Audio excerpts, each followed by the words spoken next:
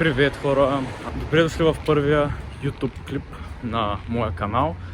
Като днес малко повече ще ви представя какво ще представлява канала, какво точно ще качвам, като разбира се ще тръгна с една начална идея и насока, но последствие нещата може и да се променят, разбира се. Сега вече сме на сянка и ще се виждаме малко по-добре. Идеята, с която започвам този канал е всъщност да споделям доста неща от моето ежедневие, да ви споделям дните на един треньор, да ви споделям моите фитнес цели, моето фитнес преживяване, да споделям също и интересни истории и моменти с клиенти. И така, за момента тръгваме с тази насока и ще видим какво ще се получи. Най-вероятно ще има моменти, в които ще ви споделям някакви интересни рецепти, моменти, където ще правим някакви фитнес предизвикателства. Доста обширен обхват искам да стане за фитнес и за неща от живота и моето ежедневие, тъй като вярвам, че аз съм просто един обикновен човек, като всеки един, и просто да виждате как се случват нещата при мен. Сега отивам към залата да си направя тренировката за деня, като ще включа някакви кадри. Разбира се, няма да снимам супер много, тъй като не искам да е супер натрапчиво за останалите хора около залата. И така, т.е. в залата ви. Ще включва някакви неща, ще ви обясня горе-долу какво правя в момента, с каква ми е целта.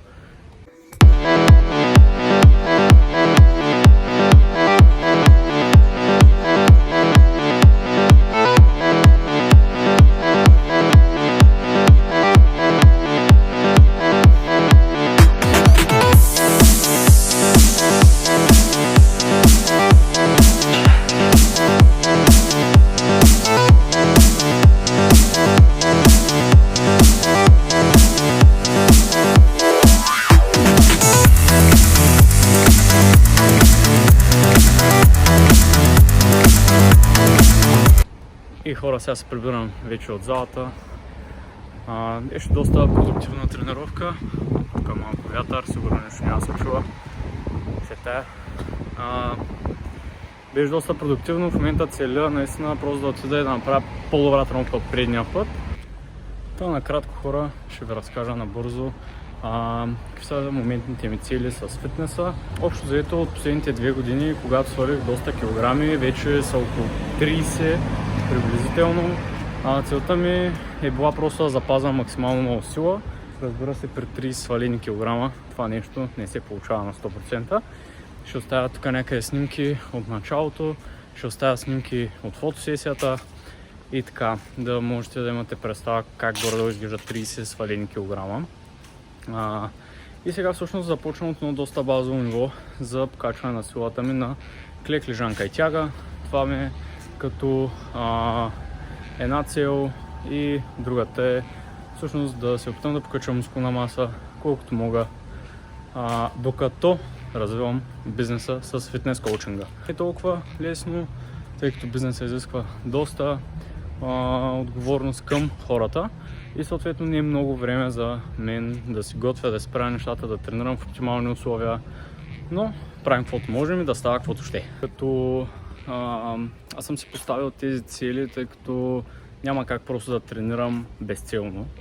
Пробвал съм го, за мен не работи, по-скоро регресирам и изглеждам по-зле и по-зле и си позволявам да ям глупости и всъщност да качвам килограми, което не е окей, тъй като не искам да се случва. Но наистина основната ми цел по-скоро е да помогна на хората те да влязат във форма, което съответно изисква от моите енергия, усилия, време и фокус. От гледна точка на храненето се храня може би 3-4 пъти на ден, между 2400-2600 калории, като горе-долу задържам тегло в момента. Или много леко покачвам, зависи от деня и от ситуацията. Ако пък съм малко по-активен, започвам да свалям. Така че горе-долу съм на поддържащото ниво. То си позволявам да хапвам доста неща. Не съм така много по стриктните скучни режими. Точно това е реално, което предлагаме и в нашия коучинг. Общо взето влизане във форма без скучни еднообразни режими. Така че е логично съответно и аз да не се храня по някакъв супер строг начин. Днеска примерно съм хапнал едни банички, си правихме вкъщи. с протеин на прах. И да, сега след тренировъчното ми хранене ще бъде едни тортили, ще ви ги снимам. Или ще ги снимам на видеото, или ще оставя снимка. Общо взето, тортили с пилешко, супер вкусно, супер просто. Реално върши работата и е много вкусно. Това, което казваме на нашите клиенти е, че е много важно всъщност да ядем по един устойчив за нас начин, като това нещо е доста индивидуално за всеки човек. Нашата задача е всъщност да намерим точно този начин за всеки един човек. Точно заради това не сме фенове на някакви супер стриктни неща, защото те най-често са мимолетни. Изкарвате там няколко месеца, имате някакви резултати и после ги губите. Така, горе-долу сме на средата на деня и само искам да кажа следното, че вече е много странно, защото си вървя с камерата, снимам се, някакви хора, разбира се, са наоколо. Сега аз гледам да снимам, когато няма много хора около мене, защото каквото искам да ви го кажа, ще го кажа и вкъщи. Но това означава, че ще го снимам много по-късно. Шанса да го отложа за никога да не се случи е много голям. И заради това реших навънка, хващам и почвам. Защото честно да ви кажа, това с YouTube от доста време си го мисля. Е трудно решение. И особено така да вървиш по пътя, някакви хората гледат. Особено. Да, ще се включа направо с тортилките за след тренировка.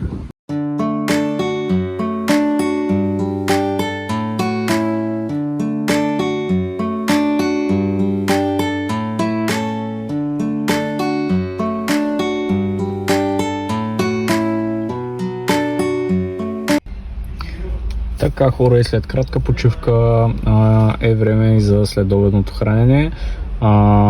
Като в този случай ще хапна една зърнена закуска, както с прясно мляко и 2 дози протеин. След следобедната закуска е време малко и да поработим над онлайн клиентите, да направя нещата за тях. Трябва да направя някакви промени по храненията, някакви промени по тренировъчните планове. Ще свършим нещата. Мисля, че имаме 1-2 разговора, които са за други неща и така.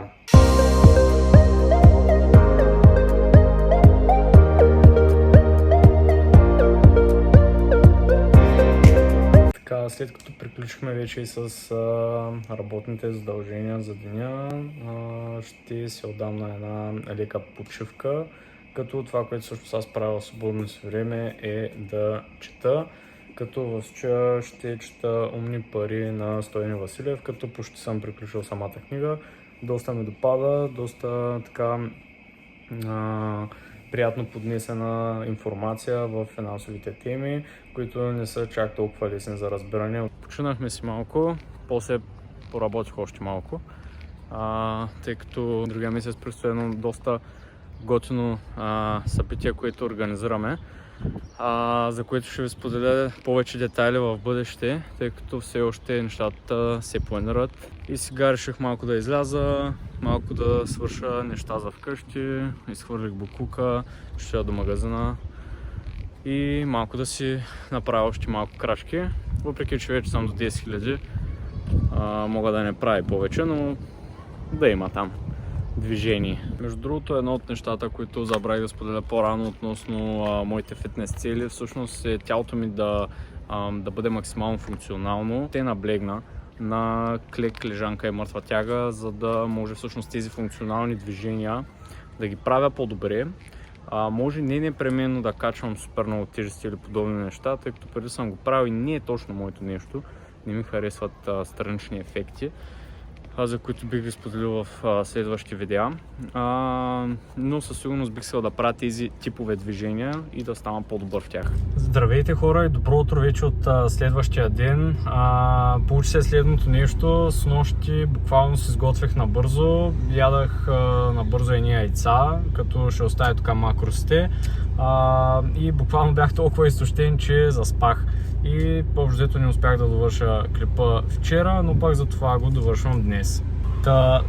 Сега слагам край на първото видео в канала ми. Надявам се да ви е било интересно, вярвам, че в бъдеще ще стават още по-добри нещата. И така, абонирайте се, харесайте видеото, споделете и ще се видим следващия път.